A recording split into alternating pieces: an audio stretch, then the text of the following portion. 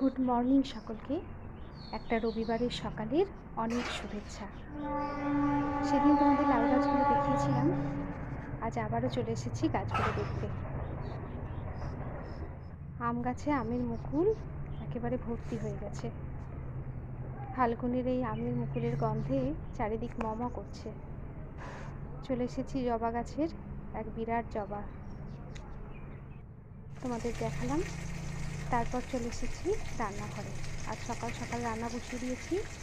করছি কুমড়ো ডাঁটা দিয়ে মুসুর ডাল।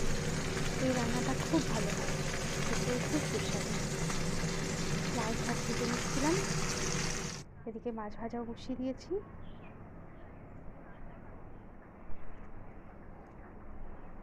আমাদের রান্নাঘরটা, আর এদিকে চলছিল মাছের ঝাল। সকালের ঘুগনিও রেডি করে নিয়েছিলাম। কয়েকটা বাটা মাছ ভাজলাম।